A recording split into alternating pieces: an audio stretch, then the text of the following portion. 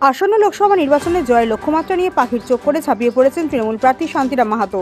এই তীব্র দাবদাহকে উপেক্ষা করে প্রতিদিন পুজো দিয়ে প্রচার শুরু করেছেন। বুধবার হুড়া ব্লকের লধুরকা কালী মন্দিরে পুজো দিয়ে লধুরকা, লক্ষণপুর, কুলগোড়া, মধুবন প্রভৃতি গ্রামে প্রচার সারেন তিনি। হুড়ার দলদলি গ্রাম পঞ্চায়েতের প্রাক্তন উপপ্রধান গত পঞ্চায়েত নির্বাচনে তৃণমূলের পক্ষ থেকে টিকিট না পেয়ে তিনি নির্দল হিসেবে পঞ্চায়েত নির্বাচনে প্রতিদ্বন্দ্বিতা করেন এবং জয়লাভ করেন।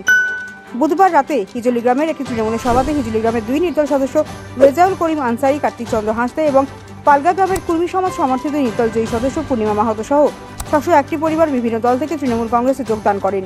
এদের হাতে তৃণমূলের দলীয় পতাকা তুলে দেন তৃণমূল প্রার্থী শান্তিরাম মাহাতো। তার হাত ধরেই সকলে তৃণমূলে যোগদান করেন।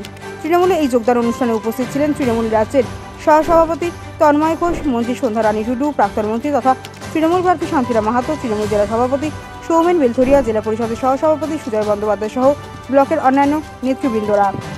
তৃণমূলের জেলা সভাপতি সৌমেন বেলথরিয়া কি জানিয়েছেন আসুন শুনে নিন। বাইট সৌমেন বেলথরিয়া, জেলা সভাপতি তৃণমূল কংগ্রেস। বাইট রেজাউল করিম আনসারি, নির্দল সদস্য, হিজলি গ্রাম।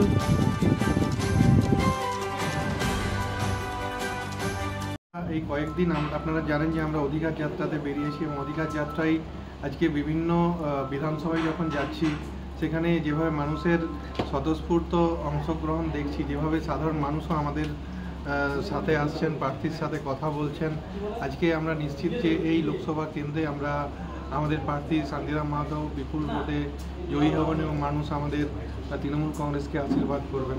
এবং এই যে যোগদান, অবশ্যই এই যোগদানটা একটা এই নির্বাচনের প্রাককালে আমাদের শক্তি বৃদ্ধি করবে।